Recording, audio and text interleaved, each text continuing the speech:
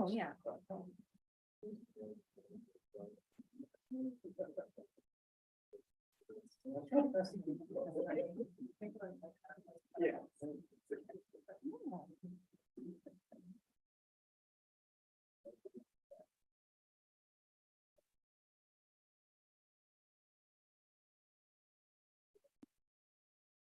Carol.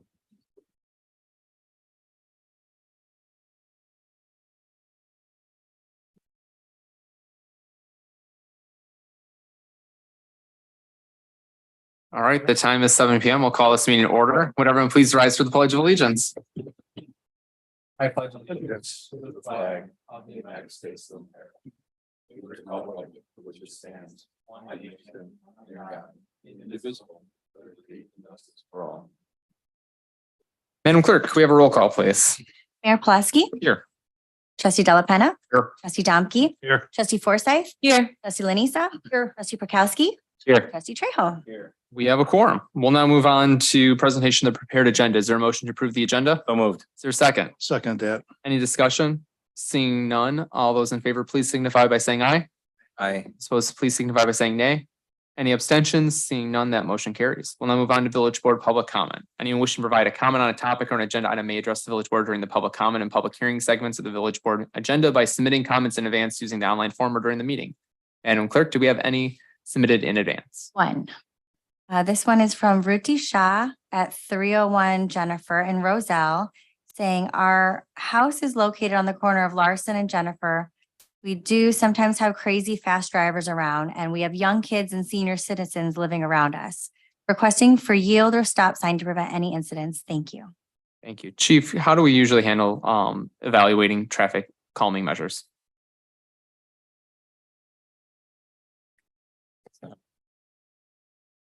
We've assigned the zone sergeant to look into it, and we recently purchased those speed signs that light up, and they actually collect data. So we're going to put those out there, and we've already reached out to her and spoken with her, and we will. Great, thank you so much. So for those at home, we're stationing a speed radar device and have our zone sergeant looking into the matter. Being that we had no other public comment submitted, is there any member of the public here tonight that wishes to speak? Let the record show none. We'll carry on with officials and staff reports. Under mine, just a reminder, we'll be bringing back coffee with the board this upcoming Saturday, August 5th at 10 a.m. here at Village Hall. So please join us for any informal conversation or questions you may have that you'd like to discuss with the board. It's also the return of the Taste Roselle, so hope to see many people out on Main Street for those festivities. With that being the case, that's all that I have tonight. Is there any village trustee that has a report? Seeing none, village clerk. Village attorney. Nothing. Village administrator. All right, we'll move on to unfinished business. We'll start with the consent agenda. All items listed on the consent agenda are considered to be routine, procedural, informational, self-explanatory, non-controversial in nature, and will be enacted in one motion. There will be no discussion of these items. Tonight, we have presentation approval of the village board minutes of July 10th, 2023. Adopt a resolution approving and authorizing the execution of agreement and mutual release between the Village of Roselle and Roselle Firefighters Pension and Ryan Case. Adopt a resolution approving and authorizing the execution of agreement by and between the Village of Roselle and Health Inspection Professionals Incorporated. Pass a resolution approving and authorizing the payment to Badger Meter Incorporated for the purchase of water meters in the not to exceed amount of $125,000. Is there a motion to approve? So moved. Second. Madam Clerk, a roll call when you are ready. Trustee Trejo. Aye. Trustee Domke. Aye. Trustee Della Penna. Aye. Trustee Forsythe. Aye. Trustee Lanisa. Aye. Trustee Prokowski. Aye. That motion carries. We'll now move on to community development. Trustee Lanisa.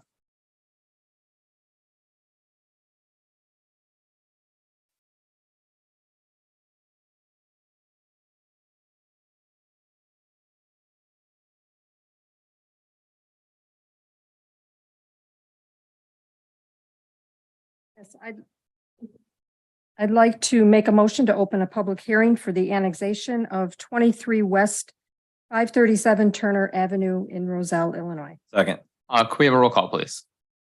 Trustee Lanisa. Aye. Trustee Trejo. Aye. Trustee Della Penna. Aye. Trustee Domke. Aye. Trustee Forsythe. Aye. Trustee Prokowski. Aye. That motion carries.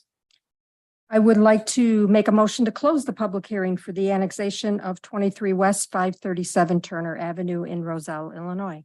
Before we do that, just real quick, public hearing notice for the annexation was published in the Daily Herald on July 8th, 2023. At this time, is there anyone here that wishes to speak in favor of the petition? Is there anyone here that wishes to speak against the petition? Is there any questions for the petitioner? Let the record show none. Continue on, sorry. Okay.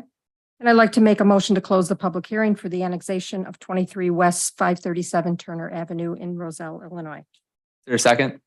Second. We have a roll call, please. Trustee Lanisa. Aye. Trustee Trejo. Aye. Trustee Delapenna. Aye. Trustee Domke. Aye. Trustee Forsythe. Aye. Trustee Prokowski. Aye. That motion carries. I would also like to make a motion to pass an ordinance approving and authorizing the execution of an annexation agreement for the property commonly referred to as 23 West 537 Turner Avenue in Roselle, Illinois. Second. Any discussion? Seeing none, can we have a roll call, please? Trustee Lanisa. Aye. Trustee Trejo. Aye. Trustee Delapenna. Aye. Trustee Domke. Aye. Trustee Forsythe. Aye. Trustee Prokowski. Aye. That motion carries. And I would also like to make a motion to pass an ordinance approving and authorizing the annexation of territory commonly referred to as 23 West 537 Turner Avenue in Roselle, Illinois. Second. Any discussion? Seeing none, can we have a roll call, please? Trustee Lanisa. Aye. Trustee Trejo. Aye. Trustee Delapenna. Aye. Trustee Domke. Aye. Trustee Forsythe. Aye. Trustee Prokowski. Aye. That motion carries.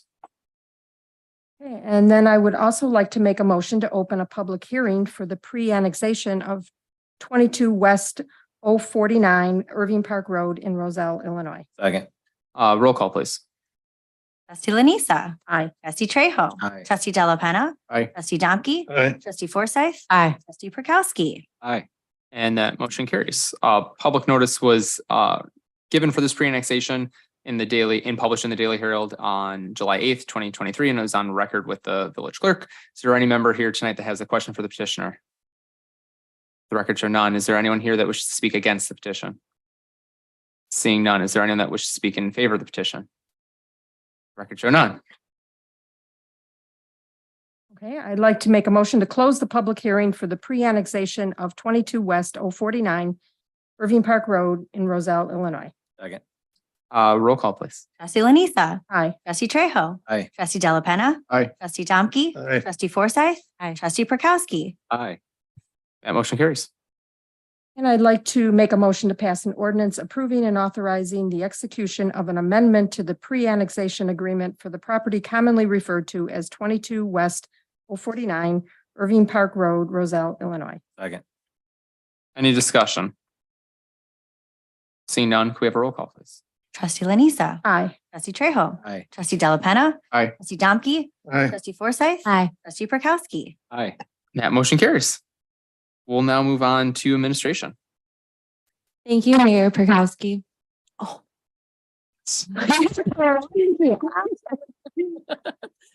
All right, Long ski, what you got? You're close. to move passage of an ordinance authorizing the acquisition of and approving the execution of a real estate contract for the purchase of the real estate commonly referred to as 510 North Roselle Road, Roselle, Illinois, 60172. Second. Any discussion? Seeing none, can we have a roll call, please? Trustee Forsythe. Aye. Trustee Trejo. Aye. Trustee Delapenna. Aye. Trustee Domke. Aye. Trustee Lanisa. Aye. Trustee Prokowski. Aye. That motion carries. We have nothing under fire, police, or public works, but finance. Thank you, Mr. Mayor. I'd like to make a motion to approve the accounts payable list for July 24th, 2023 in the amount of $1,614,788.31. Second. Any discussion? Seeing none, all those in favor, please signify by saying aye. Aye. Opposed, nay. Any abstentions? Seeing none, that motion carries. We'll now move on to new business. First, we have a staff presentation regarding the progress in the village's 2022 through 2025 strategic. So we have Assistant Village Administrator Brian Jonas, as well as Economic Development Analyst Matt Galloway presenting tonight.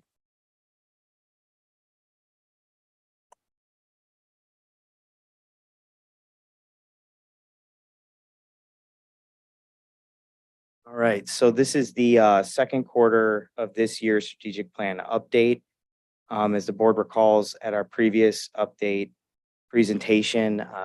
We were directed to use a community dashboard, as you can see on the TVs, and it's shared for the public at home to kind of walk through the plan's progress to date, as well as showcase some of the key outcome measurements that staff has been working on to include in this dashboard to kind of show the measurement of success for each of the strategic outcomes and on the initiative level as well. So in my memo, there's a link to the dashboard if it's hard to read on the TV itself. And then I do have just general highlights for each priority, as well as a summary report attached that goes and drills down into the progress of each initiative with a lot more detail. So I'm going to have Matt kind of navigate through the dashboard. You can see that we have a new picture. So that's something that we wanted to highlight just off the bat. But we'll start at financial stewardship. So the first priority. So overall, the plan is at about 50% of the way completed. There's still 2 out of 18 initiatives that need to start. Those are mine. They're technology based, and called off for a reason on those to make sure, one, we could get the plan kicked off correctly, but also a lot of these initiatives have a technology component to them. So before we did some overall assessment analysis, wanted to just make sure that we were hitting the ground running correctly. So for this priority, we have 3 outcome measurements associated with it. But on the main page are the metrics that we have included as staff as the most priority metrics that kind of showcases the big issues surrounding the ultimate goal of that priority. So here you'll find metrics regarding general fund revenues, expenditures, the village's financial policy when it comes to general fund reserves, and also just diversification of revenues as well. And then after each of these priorities, I'll stop and ask if there's any questions or any feedback, because we'd like to hear from you if there's metrics or numbers that you'd like to see that aren't included or changes that need to be made. So Matt will go into stable general fund reserves. So this is the first outcome measurement associated with the success of this priority. So here, once again, we have the general fund reserves kind of benchmark with that 45% policy, showing kind of the revenues against expenditures. And then we just have overall general fund revenues and expenditures dating back to several years ago. We tried to benchmark most of these metrics along the same time frame, but between measurements and just reporting, we tried to make it as congruent as possible. So Matt can go into the next outcome for us.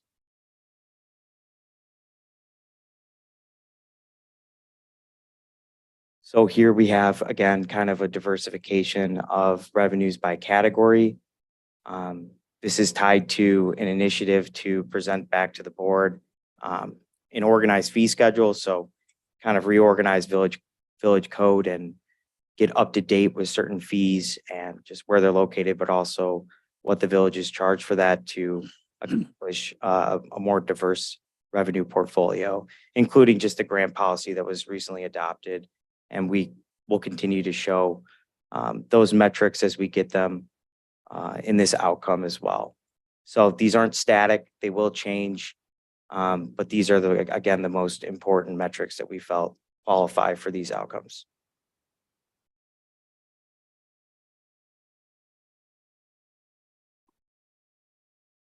Here's a blank screen. It's because the village's dedication to identify and create a public information program. We've already done the community forums. We're already working as far as the last forum, specifically talking about village finances when it comes to capital expenditures. But with the onboarding of the new community relations coordinator, working with Tom, kind of getting a better strategy, looking into primarily next year when some of these discussions kind of take better shape. And then we have better direction as to what those additional campaigns are going to look like. And you'll see metrics associated with those campaigns, what that overall program means in future reports. But I think the biggest impact will probably be by next year of the plan. So we'll move on to, if there's no questions, we'll move on to focus redevelopment. All right, so for focus redevelopment, We use some metrics from our building department to kind of showcase just overall residential building activity over the last several years. So you can see that we have metrics associated with multifamily, single family attached, single family detached. So things like Timberleaf, Metro 19 is included in there for the one big green metric. I wish we could pump that graph up for the impact it has on the village, but and then in addition, we just have overall kind of permits issued right now as again, the main kind of drivers and metrics associated with the priority. So for the first outcome, we have TIF district maximization. So here's where we kind of compare TIF district EAV and performance for each of the 3 villages TIF districts over time. We're still waiting on some data to fill in the Roselle Nergy EAV changes, but here's where you can look and see how has the EAV changed over time, but also how has it compared to previous years and the performance. I think additionally, when we have specific TIF projects like Metro 19, we can see EAV kind of changes with those projects that actually impact EAV. We'll probably associate additional metrics for that as well.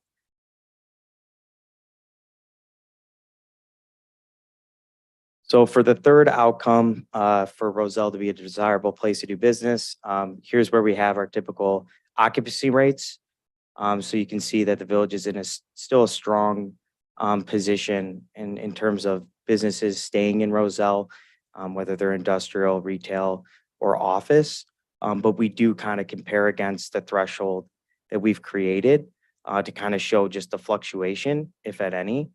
And we think that this is the best way to kind of reflect that, as well as just business recruitment. So the recruitment efforts that staff is doing to bring new businesses into town, working with commercial property owners, and make sure that we're doing our best to dedicate to show that Roselle is a desirable place to do business.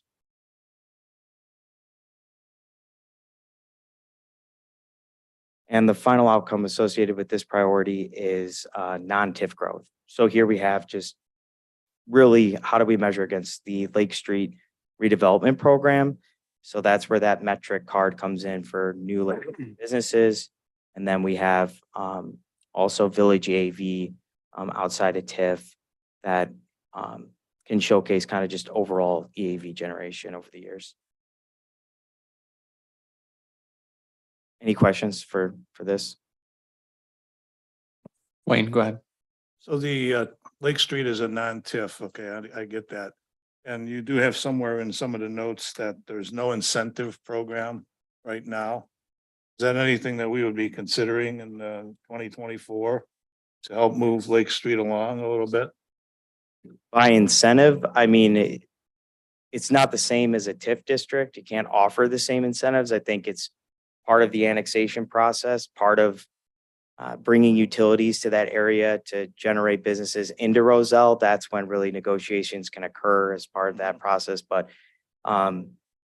nothing as similar as like our TIF district grant programs, things like Right, that. I know it's not the same, and there's economies of scale if they come on board when we're doing something, right? So Sure. that would be one incentive for them to sign on, right? To move that along. Yeah. Is And I think there to your any point, other things that you can do? yeah, I think to your point, like when we get into that, where we do get businesses or property owners that are willing to annex into the village, we're talking about utility extensions, we're talking about public costs, we're talking about negotiating deals. I think that that's when we would showcase the success of those incentives on this dashboard. So those metrics would be included. It's just, you know, to get to that process to where we're actually in negotiations and talking about what that incentive could be, it could be many different things. Okay, thanks. All right. We'll move on to reliable infrastructure. So here, probably the biggest hitter is just the well-maintained assets. So that's why on the main dashboard page, we have just the miles of stormwater maintained or storm sewer, sorry, miles of streets, miles of water main as well. And then when we drill into the actual outcome for well-maintained asset, this is really to the length of the strategic plan. So by 2025, we're looking to not only procure, then implement a village-wide asset management program. So here's where we would track additional assets and kind of measure against the performance of those, but really just the ability to better track what the village owns when it comes to the asset level. So here we have what we are able to kind of pull right now. But again, if there's comments, if there's feedback or questions, we can go into it.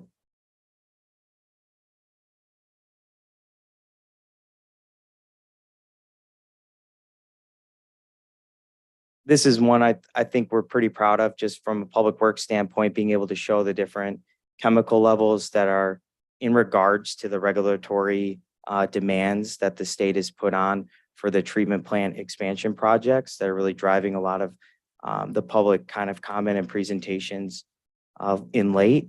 The only missing metric we have on these slides are just the benchmark kind of data that we just haven't received yet. So eventually these will have a benchmark metric, so we can kind of look at the difference in chemical levels that are attributed to the work that's being funded and completed on the treatment plant level.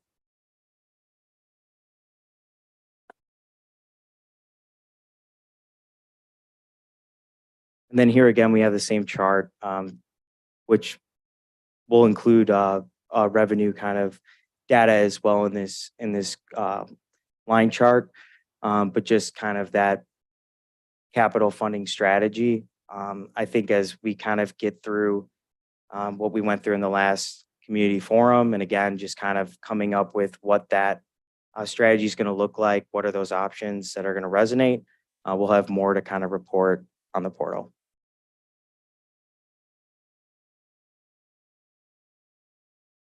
Okay, for operational sustainability, we have kind of aggregate staffing levels. So we kind of broke them out by not only type of kind of employee, but also just aggregate kind of overall staffing over the years to kind of just show the village's dedication for the resources that it takes to operate our departments, but also just wanted to showcase just over time kind of how that's trended.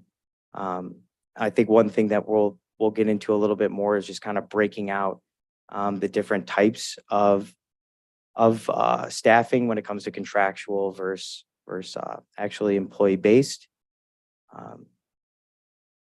We'll go into the first outcome here. So this is for well-engaged and trained workforce. So for an HR perspective, we've launched 2 enterprise-wide trainings for staff. We're kind of evaluating and continually evaluating just the dedication that the board has given to our middle management band of employee and kind of preparing them for their duties as managers. So we created a supervisory training to help with that. And then again, with the dedication for internet security, we've created an IT security training and a software that helps track kind of just progress around just phishing attempts that come to the village, because we know that that's a big issue in our industry right now. So I think more things just to touch on with this is we have a public engagement survey that went out to all employees during the launch of a new intranet homepage for everyone to kind of have centralized information when they log into their computer. And we'll use that kind of feedback to put up more metrics for this outcome as well.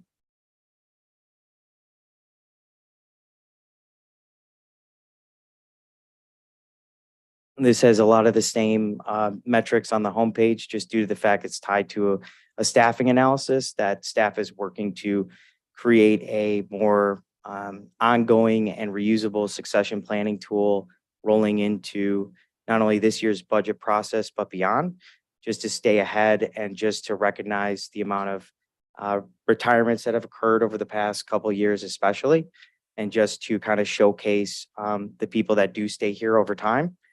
So I think just not only using the same metrics, but I think there'll be more to come when that plan is finalized and presented to the board through the budget process.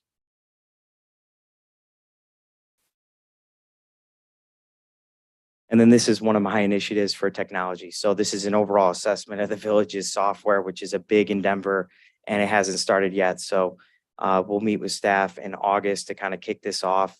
And I anticipate that we'll have metrics regarding just the type of software that we use, the redundancies that may exist, and then the opportunities to just kind of centralize some of our systems and know what they do on a reporting basis.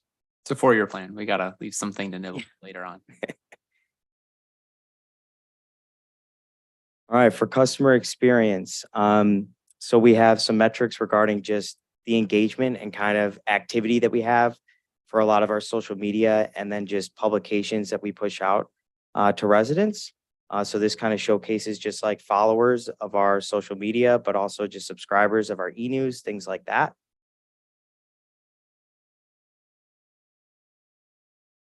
So if you want to go into our first outcome.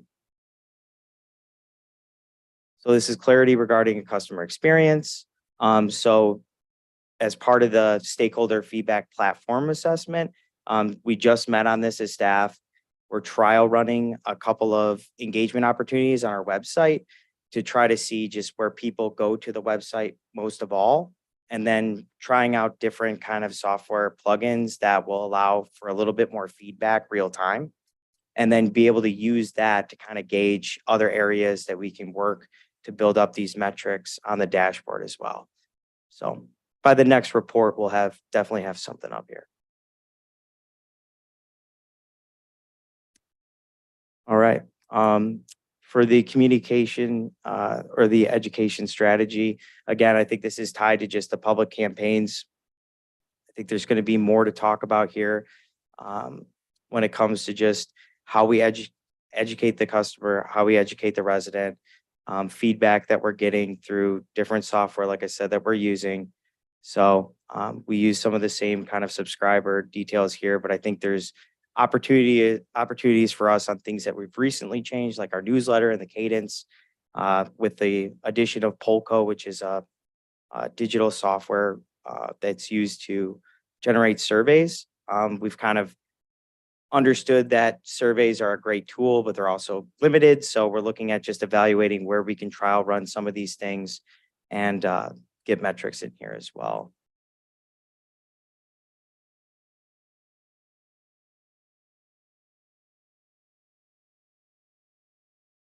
And this is again, this says that it started, but this is actually the second initiative that hasn't started yet.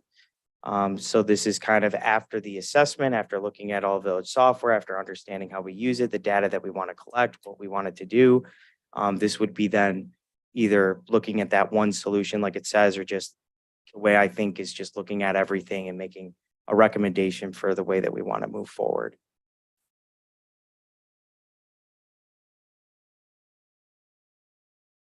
Overall, like I said, the plan's moving along. I mean, we're about a year and a month into when it was implemented, and using this software to kind of track the measurement for the first time. So if there's any questions regarding it, I can try to answer my best. Any general questions or feedback from the board?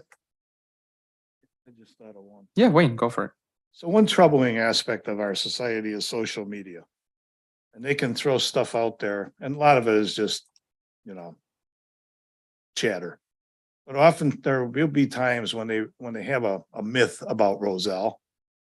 And do they come to our website and ask questions? Is there a place, a portal where they can go and because many times I want to respond to somebody's social media. I don't. My wife tells me don't do that, and I don't do it. But see the Village. They're making a statement about something, and they're talking to each other, and they're not. Nobody's going to be able to answer on that particular forum that they're at. See the Village. How can we get people to come to the Village, or are they coming to the? They are. I think one thing you don't see is the back end work that Emily does by triaging like multiple accounts, multiple platforms, and kind of actually being proactive and searching for some misinformation as well. So we're monitoring multiple groups. And then if there are cadences where people, sometimes the internet polices itself. And we see many times where residents that do know what's going on actually chime in, comment, and set it right. If they don't, Emily will personally reach out and she'll have a discussion with them. Typically, it's just online because that's where people go. I mean, we do have the capability of forms that we already have on our website, but the mass majority of participation we have is just from the amount of engagement we have on social media. Well, good for you, Emily. And I, quite frankly, I think, everybody could kind of trust the Roselle Village for the straight answer, And I think that'd be something to like push forward, that come to us. Don't rant and rave. Come on to us. Maybe the coffee will bring that out, eh, David? We'll find out. So, any other questions or comments from the board? Well, thank you so much. I know this is our second time kind of having a report using this interface. So appreciate all the work that staff's putting in to give us the metrics. And I think each time we see it, it gets better and better. So thank you so much. All right, we'll move on to our second item for new business, and that is to receive an update on the fiscal year 2023 budget and provide direction to staff on recommendations for budget modifications. So we have Village Administrator Belowski and Finance Director Tom Dahl. The merry band of management team members. So I'll take that. All right. So thank you. In your packet tonight is the June Treasurer's Report, which I'll kind of touch on a little bit. But I did enhance it a touch. I added some narrative on the General Capital Projects Fund. I think before I mentioned that I had kind of moved up a chart for that, but now there's a little bit more discussion on that. So the village's overall financial picture remains very positive, with major revenues continuing to outperform expectations. Sales tax, income tax, and local use tax receipts for June are all 7% or higher than they were in June of 2022. And the village, for the revenue of the month, the village received $2.4 million from DuPage County for the first installment of property tax. And as we were kind of discussing before the meeting tonight, Cook County announced that the bills will go out November 1st for the second installment. So a little bit better than last year. It's a month earlier than last year, but not meeting state statute. And as we can see from this budget versus actual chart for general fund revenues, the vast majority of our revenues, our major revenues, are trending above the expected budget amount. Notably sales tax, income tax, local use tax, as I mentioned, but also you can see building permits and some of our other revenues. And halfway through the year, general fund revenues are 55% of budget projections and expenditures are at 47%, resulting in a current surplus of $1.9 million. Salary costs, as I mentioned throughout the treasurer's reports this year, are trending below budget by about $270,000. And generally that's salaries only, primarily due to staff vacancies.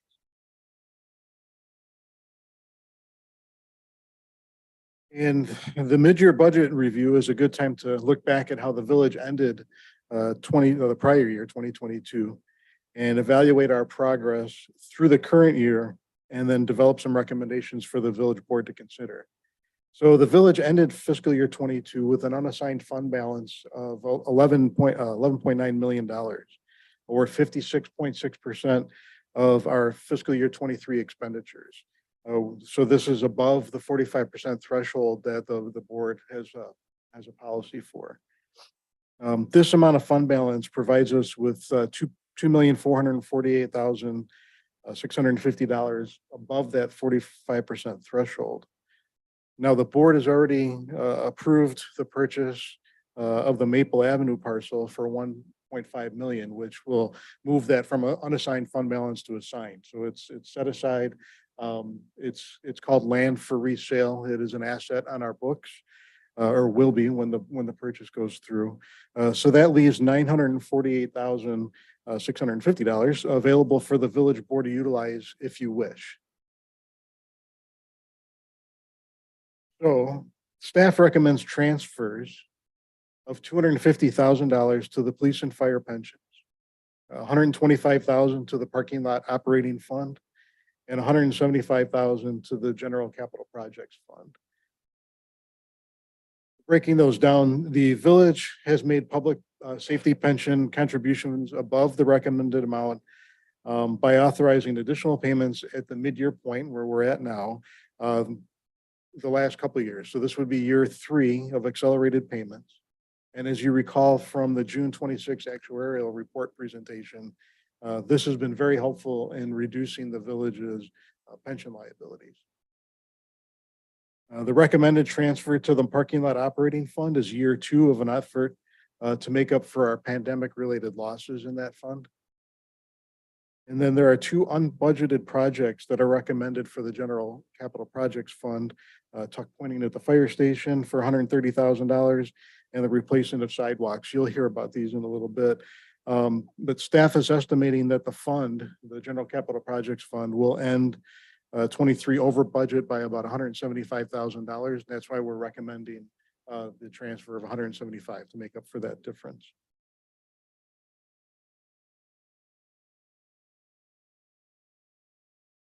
And we'll talk about the staff recommendations for capital projects right now. And I'm going to hand it over to Kristen for the Prospect Street sidewalk. So as we previously discussed at a village board meeting, the existing sidewalks on North Prospect between Granville and Hattendorf are mostly bituminous instead of concrete sidewalks like we have throughout the rest of the village. There's no immediate safety concerns. However, the condition of the sidewalk does warrant replacement. So the contractor for this year's sidewalk replacement program has agreed to hold their unit prices for additional work on Prospect. The staff recommends utilizing this contractor to complete the replacement of the bituminous sidewalk on the east side of the roadway this year. That work would cost $52,000. We would then recommend as part of the 2024 budget, completing the work on the west side of the roadway as it's in similar condition. Anticipated cost of that is about $70,000. Any questions on this project? If we were to do the west side at the same time, would that number go from 70 down to something like more closer to 52, or does it? It's We're not be sure. roughly the same amount, yeah. And there's we authorize a study to do streetscaping and also multimodal transportation routing. And so I think with that current study, open Prospect Street is being considered for a bike path. And if that's the case, that would change the way we might want to configure the west side of the street. So something that keep in consideration there. Yeah, just give us a couple more months to kind of evaluate what that's going to look like. Any questions? General consensus to move forward with this project? Good idea. Okay. Thank you so much. Ringleader here. So the next one. The money man. So you got to be the ringleader. Next one is on the internet. Upgrade. Thank you, Ringleader. Okay, so since 2018, the village has been on an agreement with Comcast, our dedicated internet provider. But since that time, we've had the same bandwidth. So as you can recall, and just with the implementation of the strategic plan, our software has definitely increased. Our bandwidth limitations have gotten worse with things like implementation of body-worn cameras. So through the process of looking at the installation of a fiber circuit at the Metro 19 parking garage, which will need to be installed for security camera installations and other technology, we looked at usage report as well over our overall network and realized that we were pretty much capping out, not any significant data loss or anything like that, but really reaching the ceiling with the installation of this additional spoke as well. So the proposal is really twofold. One is to increase just the bandwidth along with the installation of the additional fiber circuit for the parking garage. And then secondly, the village hasn't had a sufficient backup internet connection. We do have AT&T, but it really can't run much other than maybe a core switch. So with this proposal also is the upgraded backup internet connection of a 100 megabit AT&T high-speed internet connection. So that was budgeted. Staff it was about a couple $100 off when we got the actual proposal. So you're looking at an additional cost of annually of an additional $14,000. And then for this year's budget impact, you're looking at about $6,000 over budget. That's with us anticipating that both connections start in August. Any questions on this item? There's safety involved in this. Absolutely. The more digital we go, the more we need to make sure these systems work correctly. So consensus to move forward as staff has proposed? Yes. All right. Thank you so much. And finally, we have Chief Bozek is here about the fire department K-9. Thank you. Earlier this year, one of our members of the fire department approached us about being a K-9 handler and participating in the state of Illinois Urban Search and Rescue Team and the local search and rescue strike team. We sit there and she's been participating with the training since October last year as a pre-requirement to those agencies to make sure that she was a good fit for the organization. We received letters from both of those organizations stating that she would be a good fit. We looked at the benefits to us, at the cost it would be to us, and we felt it would be a great benefit to both the Village of Roselle and to the members of the West Suburban Fire Rescue Alliance. We receive a lot of benefit from the West Suburban Fire Rescue Alliance. This allows us to participate in the West Suburban Fire Rescue Alliance in a different way, and also provides 2 canines within the West Suburban Fire Rescue Alliance that allows us for immediate deployment of these assets. From our standpoint is that we've worked with the union and we've worked with village administrative staff to come up with a SOG, which has been included in your packet to lay out the responsibilities and the costs. The majority of the training costs will be covered by the state of Illinois with the Urban Search and Rescue Team.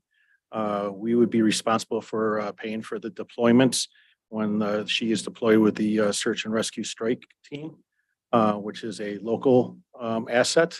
And then we would be responsible for taking care of those certifications to keep the dogs certified to those national standards.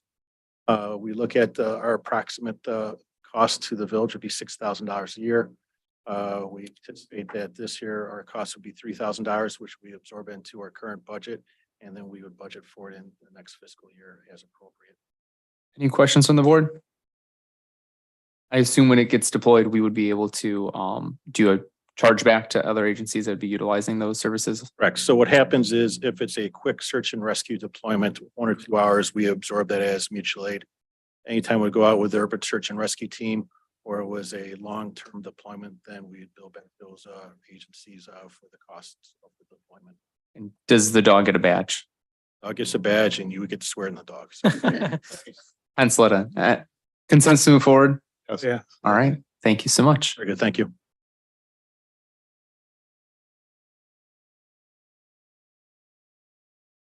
I think Jason's here.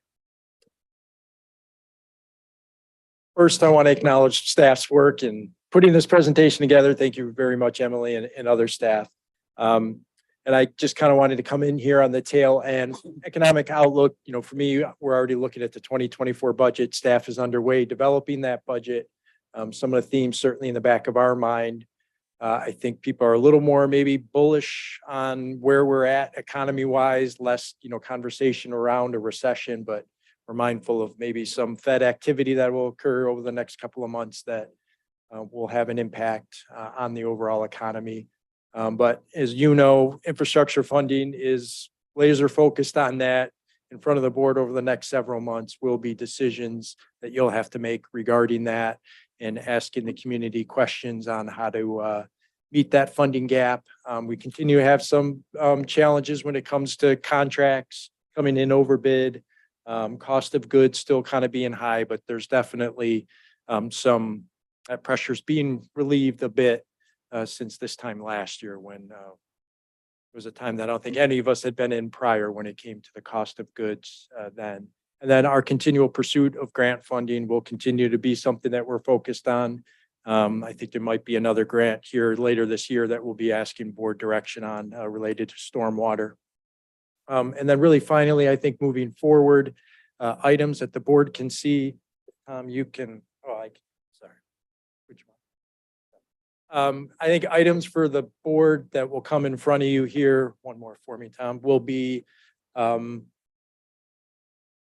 as you recall, the board approved a temporary vehicle purchasing policy for our 2023 vehicles. We're pretty much done with the purchase of all of our vehicles for this year and equipment. So we'd like to get back in front of the board to kind of show you where we landed with vehicles and likely get similar authorization to pursue our 2024 equipment sooner than later. So historically, you'd see the equipment replacement fund presented as part of the budget. I would like to kind of present that to you sooner than later and not wait until that first meeting in November to do that. So you'll be seeing that coming forth here probably next month. There'll be some upcoming design contracts you'll have to approve for capital projects that are in the outer years. You always approve a water main replacement design kind of this year for the project next year. The multi-use pedestrian bridge, you'll be seeing about a $200,000 contract coming before you here soon for that ITEP grant project. We hope to go out to bid on Pedal Porch and Promenade within the next week or two. Hopefully that'll be out on the street and we'll see what the results will bring back there. That's kind of, we've identified ARPA funding for that project. So we'll have to wait and see timing wise what those look like. Parking lots operating, I think you continue to see just a fundamental change in how people park, the frequency, permit versus daily fee. You're looking at, marketing a commuter lot currently in the Maple lot, and you have 1 or 2 people who park there, and the cost to maintain lots that aren't being fully utilized. So I think we'd like to have a touch point with the board in advance of the budget and give us your direction, and then we can develop the budget based on that direction for the parking lots. And then the capital improvement program. So that's your the village's 5-year CIP program.